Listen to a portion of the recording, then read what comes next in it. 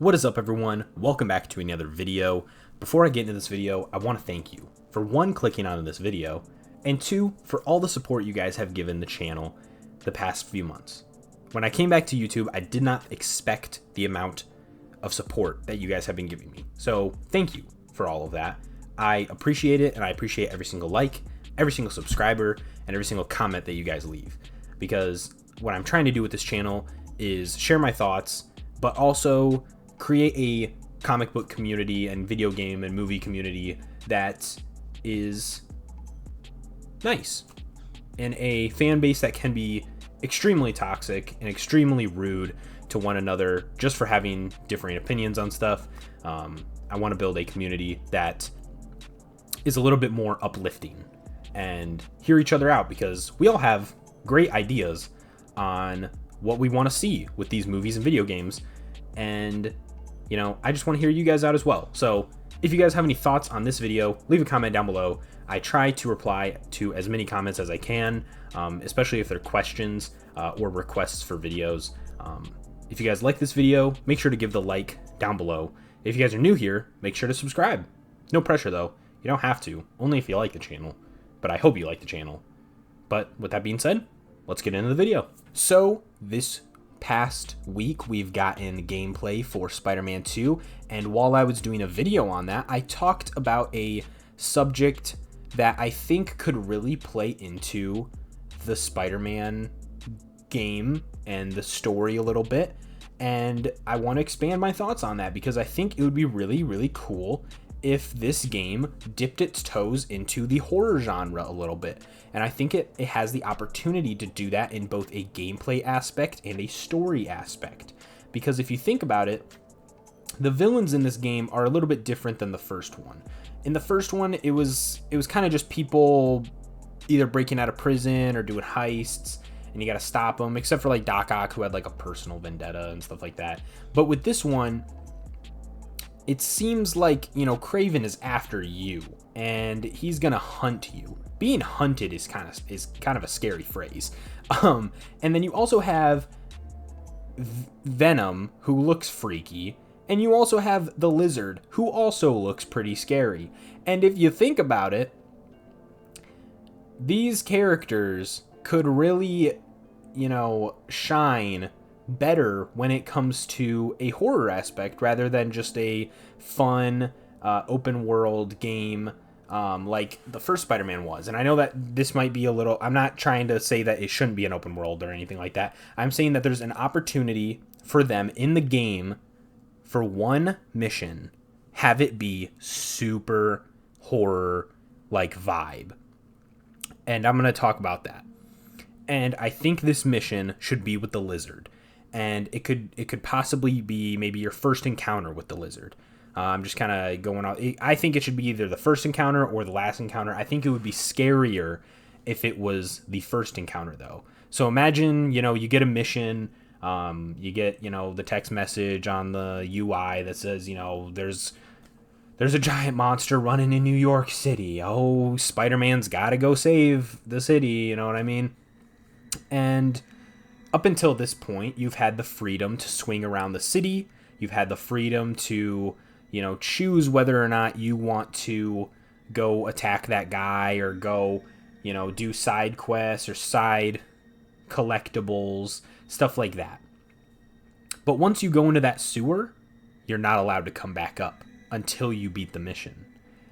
And that automatically is going to make characters and players feel very claustrophobic.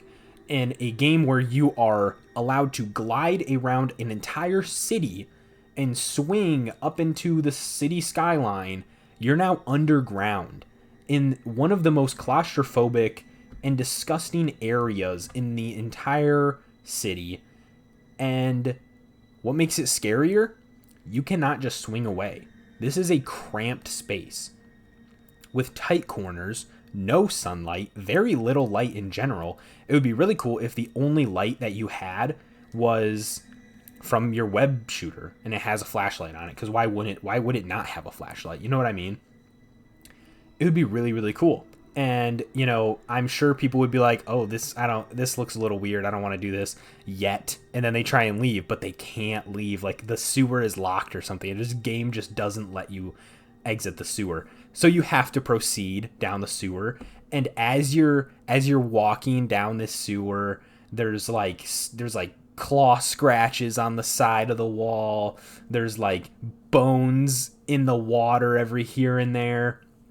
And you hear like these monstrous roars, and you see like the blood on the side of the walls and everything, and you see like part of the research that Dr. Connors has been working on, you know, just sprinkled around. So that way, you know, you can take your time going through the sewers, because it's kind of scary. It's dim, it's dark. You don't want to just like rush through everything. And you see these like research papers with him researching the lizards and all the different animals that he helps with his serum that turns him into this monster. And so you kind of get the backstory of what you're about to face, and then you get to his lair, and he's not there, but you get to see like the videos of him transforming into this disgusting, spiky, you know, 20-foot beast of a lizard. Maybe not 20, that's kind of exaggerating, but and it just gets so scary. And then as you're watching the videos, they just go black. And so the main source of light in this sewer system just goes dark, and everything's off. And then maybe give like imagine like a POV shot in Spider-Man 2, because I don't know if we did any POV shots in the first game. Imagine now you're in the mask and you are Peter or Miles, either one would be fine. Or like maybe you're Miles and you're like, Dr. Connors, who the heck is that? Whatever, you know. And then Peter is like in your ear, kind of talking to you, but the signal's kind of getting lost in the sewer system, and he's telling you like bits and pieces about, oh, you know, he used to be this professor and stuff, and then like he kind of went missing and stuff, and then everything just goes dark and the computer screens turn off. You're looking around in first person mode, and then Dr. Connors just comes rushing out like the side, and like you barely see him in the corner of your eye, and it's just like it's like a little small jump scare, and you can't see anything, but you also can't just escape, because you're in the sewer's locked. You can't just web away, you can't just slingshot yourself into like the opposite direction of the monster. You have to go through the sewer system to beat this mission first. And as you're going, you're hearing him, you're maybe even like seeing him like zoom by and stuff like that, and you can hear his like nasty snarling voice calling to you and everything, and he's kind of putting like some fear in the player a little bit. And then you finally get that jump scare, you know, that you've been anticipating for a little bit, and then it goes into a fight where it's a lot more cramped. You know, you're like crawling around the sides of the sewer, which would be a really cool mechanic. You know, imagine like upside down crawling and everything. That's a little bit more fluid than it was in the first one. And, you know, the lizard is coming, and he's slashing you, and you got to do all these quick time events where you got to push a button to dodge, push another button to dodge, push a button to like spray him in the face with webs to distract him, you know, and then you get him in a net of webs at some point, and then that buys you a little bit of time, and then you just have to sprint down the sewer. You can't just like web down the sewer or something, you know, maybe you run out of web fluid in that moment or something. And then, you know, you have to run. You can't web, because, you know, you can try and web down the sewer, but it's so like zigzag to where even if you do use your web, it wouldn't even save you that much time. You know what I mean? That would be an interesting way to get around that problem. And as you're running, the lizard is just behind you, and you can like hear it, and you can feel your PS5 controller like vibrating, and you can feel the adaptive triggers and everything, and you can hear these noises, and maybe you can hear his roar through the controller speaker and everything. And then you finally get to the end of the sewer, you bust out, and you're like, pause. I'm sorry. And you bust out of the sewer, and you're like in the ocean now. he stops because he doesn't want to be revealed yet. Maybe there's maybe Peter's waiting there, and he can't take on two Spider-Men.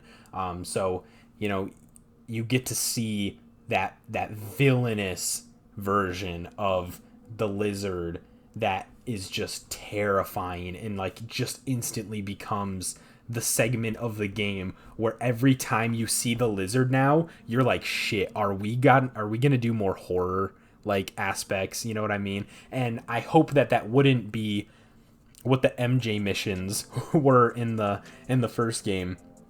Hopefully those are something that people kind of look forward to because they know it's really well done, but they're also scared to play because it'd be scary.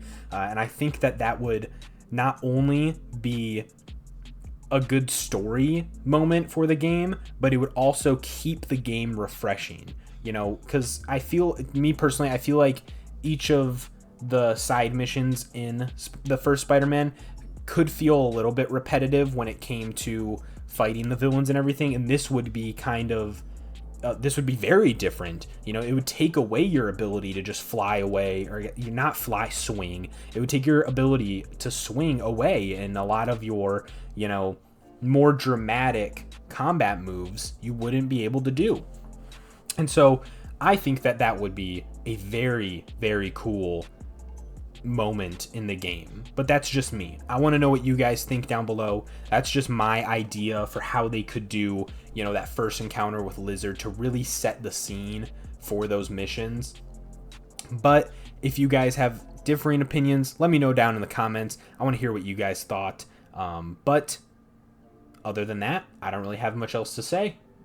If you guys liked the video, make sure to drop a like. If you guys are new here, make sure to subscribe. The channel is doing pretty well right now. You guys are giving me a lot of support, and I really appreciate that. It really motivates me to make videos every single week. So thank you for all the support. But with that being said, have fun, be respectful, and I will see you guys in the next video. Thanks.